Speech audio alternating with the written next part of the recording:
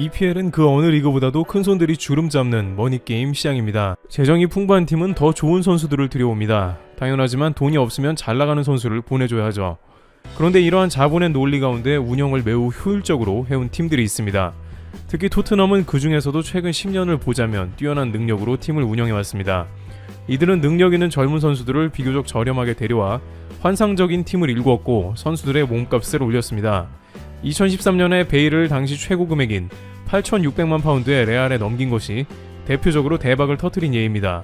특히 레비 회장은 특유의 협상력으로 현재 선수들을 상당히 저렴하게 데려왔습니다. 그는 협상의 황제입니다. 확고한 철학으로 절대 돈을 허투루 사용하지 않는다는 게 그의 신념입니다. 이러한 과정 가운데 토트넘의 레비 회장은 상당한 부자가 될 지경이었습니다. 레비 회장은 그의 탁월한 수완으로 루이스 구단주를 흡족하게 한 동시에 4,900억 원으로 재산을 불렸습니다. 또한 포체티노 감독이 들어오면서 순위는 급상승했고 팀은 EPL 순위 상위권에 올랐고 챔스 결승까지 갔습니다.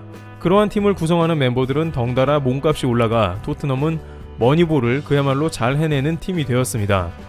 하지만 팬들은 손흥민의 영입 당시 엄청난 욕을 했습니다. 토트넘은 손흥민에 3천만 유로라는 과감한 베팅을 했는데 이것이 오랜 골수 팬들의 신경을 긁어놓은 것입니다. 당시 의견은 갈렸습니다. 분데스리가 최고 골잡이인 손흥민이니 그만한 가치가 있다는 의견이 있었고 다른 한편으로는 돈도 잘 안 쓰는 토트넘이 과다 지출을 했다는 의견으로 팬들이 연성을 높이며 다투기도 했습니다. 영국에서는 펍 등에서 이러한 토론이 자주 벌어지는데 당시 영국의 오랜 팬들은 미쳤다고도 말했습니다. 갑자기 아시안 스트라이커 등장이 못마땅했을 수도 있습니다. 또한 영국 열혈 팬들에게는 축구는 곧 종교이기도 하거니와 토트넘이 엉뚱한 데 돈을 썼다는 의견이 지배적이었습니다. 물론 지금이야 소니는 그야말로 토트넘의 상징이며 제1의 선수라고 누구나 이야기할 수 있습니다만 팬들이 이렇게 화를 내는 이유가 따로 있었습니다. 토트넘 팬들은 루이스 구단주와 레비 회장에 이르기까지 축구를 비즈니스로만 여기는 행태를 싫어합니다. 토트넘의 팬들은 구단에서 선수들에게 좀 더 과감한 투자를 해주기를 간절히 바라고 있습니다만 짠돌이 레비 회장은 좀처럼 주머니를 열지 않습니다. 스쿼드가 항상 타이트하게 돌아가는 이유입니다. 때론 적자를 보더라도 선수층을 두텁게 하면 오히려 그것이 팀을 강하게 하고 팀 가치도 올라갈 것인데 지나치게 짜게 군다는 것이 토트넘 팬의 큰 불만이죠. 또한 최근 루이스 구단주는 돈을 더 안 쓰고 있습니다. 그는 선수들을 사는 대신 비싼 런던 땅에 토트넘의 신축구장을 짓는 데 사용하며 투자를 늘렸습니다. 토트넘의 신축구장은 2019년에 완공되었으며 이제 수만 명의 사람들을 더 수용할 수 있게 되었습니다. 루이스 회장은 시즌권을 비롯한 관람객으로부터 엄청난 수입을 기대했을 것입니다. 그러나 알다시피 이것은 엄청난 악수가 되었습니다. 2020년 시즌이 코로나로 통째로 날아가 버린 것입니다. 토트넘은 적자에 시달렸고 영국의 CCFF 코로나 대출 펀드에 긴급 대출을 신청하게 이르렀습니다. 적자에 허덕이는 상황에 선수들을 주급은 천문학적으로 나가는 상황이 반복되고 있습니다. 그런데 이러한 상황이 지속되면서 한 가지 토트넘의 팬들은 마음 한구석 걱정하는 사안이 있는 것이죠. 바로 자칫 토트넘의 중심인 손흥민을 빼앗길 수 있다는 냄새가 슬슬 나기 시작했다는 것입니다. 영국의 스포츠 관련 섹션을 다루는 이브닝 스탠다드에 따르면 토트넘은 손흥민의 재계약을 미뤄버렸다는 것이죠. 이것은 토트넘 팬들에게 또 시작된 불안함입니다. 자신들의 슈퍼스타를 잃을 수 있다는 걱정인데요. 또한 이런 뉴스가 신빙성이 높은 것은 그 어느 때보다도 손흥민이 레알행 비행기를 탈 가능성이 높다는 것입니다. 팬들은 왜 빨리 계약을 안 하냐고 아우성칠만 합니다. 물론 이들은 NFS, Non for Sale, 안 파는 멤버들입니다. 지난 여름 토트넘이 시소코를 포함해서 6명을 이적시킨다는 기사가 나올 때에도 해리케인, 손흥민, 델리 알리는 판매 대상이 아니라고 영국 매체 데일리 스타가 언급한 바 있습니다. 그러나 토트넘 운영자들은 과연 손흥민을 지키려 할지 아니면 또 다른 생각이 있는지 살펴봐야 할 것입니다. 우선 코로나가 모든 환경을 변화시켰고 앞으로 2-3년 구단 운영이 위협받을 수도 있다는 것입니다. 또한 앞서 거론된 바와 같이 루이스 구단주와 레비 회장이 이러한 비즈니스에 매우 익숙하다는 것입니다. 그들은 손흥민의 몸값을 적어도 3배 이상 불려놓은 상태입니다. 3천만 유로에 영입한 손흥민은 5년도 안 되어 현재 최소 1억 유로 이상으로 평가받고 있습니다. 독일 축구 이적 전문 매체인 트랜스퍼 마르크에 따르면 손흥민은 현재 9천만 유로 약 1,200억의 가치를 보입니다. 이것이 업데이트된 것은 12월 말경이었는데 손을 이대로 놔두면 1억 유로를 찍는 것은 불보듯 뻔합니다. 또한 토트넘은 레알과 강하게 연결되어 있습니다. 토트넘의 모드리치와 베일은 그러한 파이프를 타고 레알에 순조롭게 이적된 바 있습니다. 또한 레알에서는 아예 구체적으로 7천만 유로를 준비하고 있다는 뉴스도 제시되고 있는 상황입니다. 레알의 본거지인 스페인의 매체 돈 발로는 레알이 7천만 유로를 준비한다고 추측성 기사를 내놓았습니다. 일각에서는 소설이라고 치부합니다만 토트넘 레알은 엘리트 선수를 전성기에 넘겨주는 코스로 유명합니다. 또한 레알은 현재 불을 켜고 강력한 스트라이커를 찾고 있다는 것도 주요한 이유입니다. EPL에서 아자르를 데려왔다가 한 차례 망한 경험을 한 바 있는 레알 입장에서는 계속해서 상승세를 타고 있으며 피지컬을 비롯해 피니시 능력이 좋은 손흥민을 눈여겨볼 것입니다. 지단이 특히나 관심 갖는 것은 손흥민의 마무리 능력입니다. 피니싱 통계 118%는 EPL 1위에 해당하는 수치입니다. 손흥민한테 볼을 몰아주는 택배 어시스트만 제대로 해준다면 레알의 골 가뭄은 해소됩니다.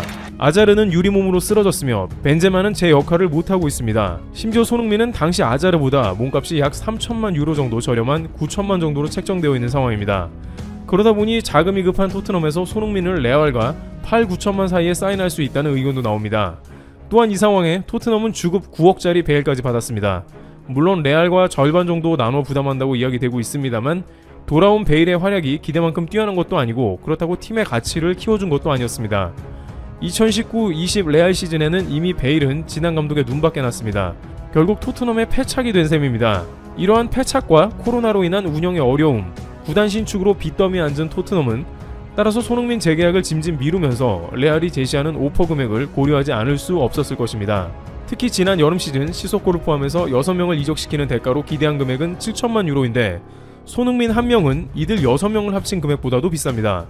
손흥민의 재계약 기한은 2023년이니 아직 여유가 있다고 하지만 다른 팀이었다면 쐐기를 박았을 것입니다. 또한 토트넘에서는 해리 케인 재계약도 염두에 둬야 하는 상황이므로 비용적 부담도 계산해야 합니다. 물론 무리뉴 감독이라는 변수도 있긴 합니다. 무리뉴 감독 체제에 들어와서 손과 케인이 더욱 빛이 나고 있으며 사실상 무리뉴 감독을 살려주고 있는 것이 손흥민이 엄청난 활약을 보여준 것도 있었기 때문에 손흥민이 빠진다는 것은 무리뉴 감독이 모든 스쿼드를 새롭게 구상해 팀을 꾸려야 한다는 의미이기 때문입니다. 따라서 무리뉴 감독은 강력하게 손흥민의 이적을 반대할 가능성이 매우 높은 것으로 판단됩니다. 무리뉴 감독은 지난 10월부터 손흥민 재계약이 임박했다고 소위 희망사항을 말해오곤 했습니다. 그러나 실제 연말까지도 계약은 없었습니다. 감독 생각대로 되기는 어렵다는 뜻입니다. 한편 손흥민 재계약이 미뤄졌다는 뉴스는 토트넘 팬들에게는 생각하기도 싫은 것입니다. 게다가 PSG로 부임한다는 포체티노가 델리알리까지 토트넘에서 빼간다는 이야기도 나오고 있습니다. 좀 잘할만하고 좋은 스쿼드가 갖춰졌다 싶으면 그새를 못 참고 내다 판다는 것에 염증이 난다는 것이죠. 이번만큼은 장기 투자로 생각하고 무리뉴 감독을 위시해서 손흥민을 꼭 잡아야 한다는 것입니다.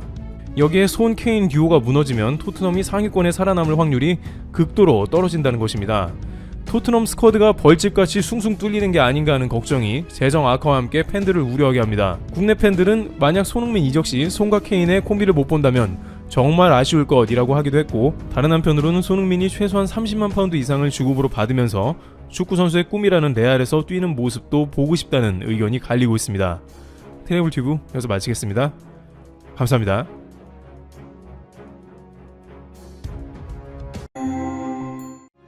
최근 일본이 이상하게 변하기 시작했습니다. 특히 한국을 대하는 태도가 변하기 시작한 것이 놀랍습니다. 일본의 그동안의 행동들은 한국인들의 분노를 불러일으키기에 충분했고, 한국인들도 일본은 원래 그런 나라라고 생각하며 그에 맞는 단호한 행동을 보여줬습니다. 이로 인해 양국 간의 관계는 급속도로 악화된 상태죠. 그런데 이런 일본의 내부에서 뭔가 이상한 조짐이 보이기 시작합니다. 그리고 그것은 얼마 전 한국을 대하는 태도에서 바로 나타나기 시작합니다. 오늘은 현재 일본이 왜 갑자기 한국에게 친하게 지내려는 제스처를 보이는지와 이런 행동의 이유가 담긴 충격적인 일본의 현 상황에 대해서 알아보겠습니다. 일본의 현재 상황은 말 그대로 혼란 그 자체입니다. 할 것은 많은데 문제점은 끝도 없이 나오고 있는 상황이죠. 현재 일본 내 코로나19 누적 확진자 수가 50여일 만에 2배로 늘어 20만 명을 넘어섰고, 코로나 사망자 수도 3,000명에 육박하는 등 급격한 상승세를 보이고 있는 상황입니다. 이 가운데 스가 요시히데 일본 총리는 2021년 여름으로 연기된 도쿄올림픽 강행 의지를 표명했습니다. 바이러스에 이긴 인류의 승전 기념으로 올림픽을 개최하겠다는 것이죠. 하지만 올해 한 차례 연기된 도쿄올림픽도 내년에 제대로 치를 수 있을지 전혀 알 수 없는 상황입니다. 더군다나 현 일본 정부의 행동에서 현 상황을 타개할 의지가 없다고 보는 일본인들이 많아지면서 비협조적인 일본인들도 많아지고 있는 상황입니다. 그런데 일본은 이런 자국의 혼란한 상황을 타개하고자 하는 것인지 한국을 적극적으로 이용하려는 모습을 보입니다.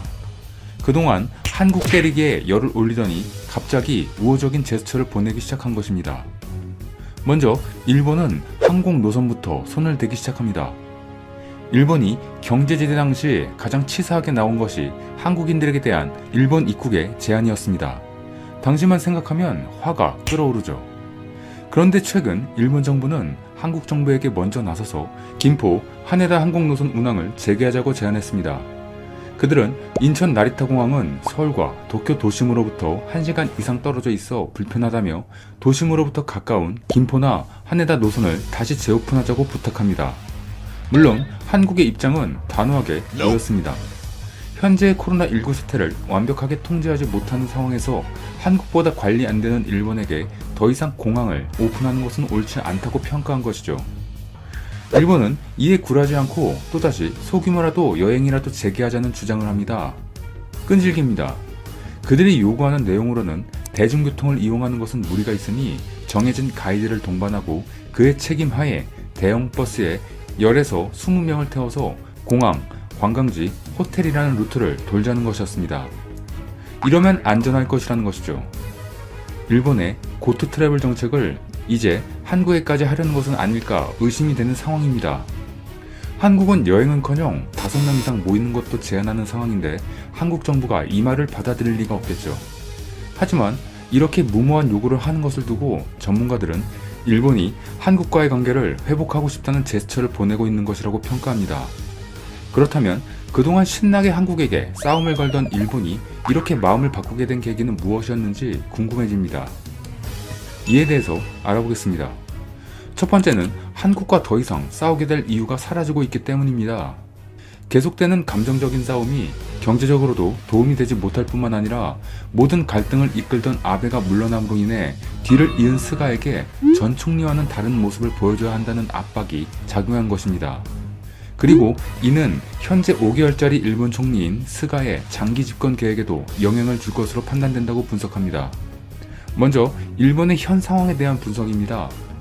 일본은 코로나19로 인해 최악의 상황을 겪고 있는 상황입니다. 이는 일본 경제에도 영향을 주고 있는 상황이죠.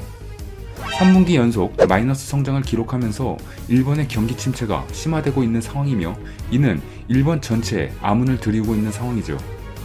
특히 예전부터 각종 수출 등에서 규모가 많던 한국은 이런 상황에서 그들에게 매우 아쉬운 대상이죠. 특히 한국이 코로나19 대처에서 좋은 모습을 보여주었고 문화적으로도 세계적 활약이 점점 언론에 보도되면서 많은 일본인들이 한국에 대해 가지고 있던 생각의 변화가 나타나고 있습니다. 특히 젊은 층들은 정치적인 시선보다는 합리적으로 세상을 바라보는 경향이 강한데 한국의 현재의 모습은 일본에게서 찾기 힘든 것들이기에 좋은 영향을 주고 있다고 보도가 되고 있죠. 일본 정부의 문원리식 한국 가기는 이제 점점 명분과 그 힘을 잃어가고 있는 상황입니다. 일본 정부도 이러한 것을 더 이상 보고만 있을 수는 없었을 테죠. 이런 점을 반영하듯이 일본 정부는 과감한 행동을 합니다. 먼저 한국 주재 일본 대사를 교체합니다. 신임 한국 주재 일본 대사로 기존의 도미타 고지에서 아이보시 고이치 이스라엘 주재 일본 대사를 임명할 것이라 발표한 것이죠. 이 아이보시 고이치라는 사람은 대표적인 친한파로 알려져 있으며 한국 근무 경험도 풍부합니다. 1983년부터 외교관 생활을 시작해 한국에서 약 4년 2개월 동안 근무했고 2006년 8월에는 주한 일본 대사관 공사로도 발령받아 2008년 9월까지 근무했습니다. 또한 개인적으로 한류 팬이라고 자처하기도 했죠.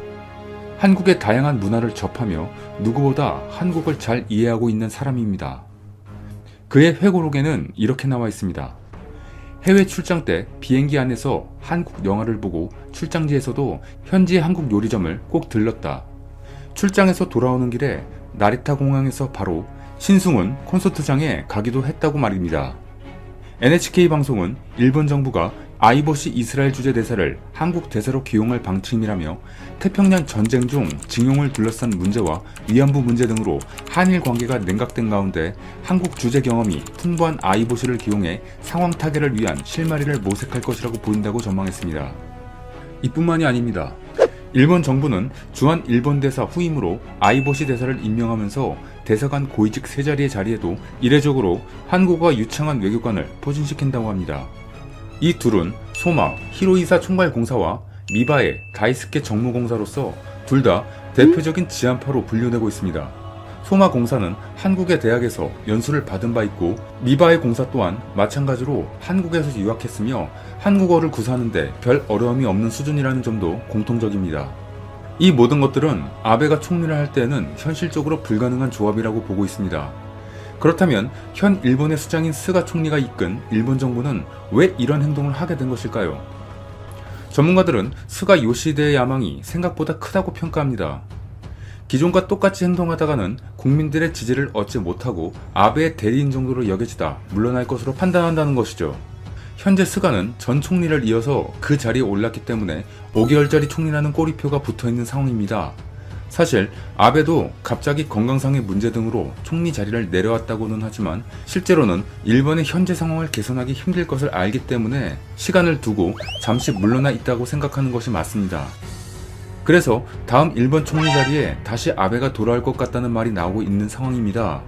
다음 일본 총리 자리를 두고 스가, 아베, 이시바, 3파전이란 말도 나오고 있기 때문에 스가 총리는 분위기 반전이 필요합니다. 스가는 이를 행동으로 옮기는 모습을 보여줍니다. 최근 일본 도쿄지검 특수부에서는 아베 신조 전 일본 총리가 재임 중 국가 행사인 벚꽃을 보는 모임 전야제에 자신의 지지자들을 고급 호텔로 불러 그 비용 일부를 대납했다는 의혹을 조사하고 있습니다. 그런데 이 보도를 처음 낸 곳이 그동안 친정부 성향으로 분류됐던 요미우리 신문과 공영방송 NHK라는 것입니다. 일본의 언론 통제는 유명하죠. 아베가 집권한 이후로 일본의 언론 지수는 최하로 떨어진 적도 있습니다. 이렇게 정부의 눈치를 봐왔던 이 매체들이 전임 총리 아베의 흠결을 보도한 데는 스가 요시히데 현 총리의 암묵적인 승인이 있지 않으면 힘들다는 의견이 나오고 있습니다. 또한 아사히 신문 계열 주간지 아에라는 검찰이 아베 총리의 벚꽃 스캔들을 본격 조사하기 시작한 것은 검찰과 총리 관저가 아베로부터의 탈각이라는 공동의 목표에 동의했기 때문이라고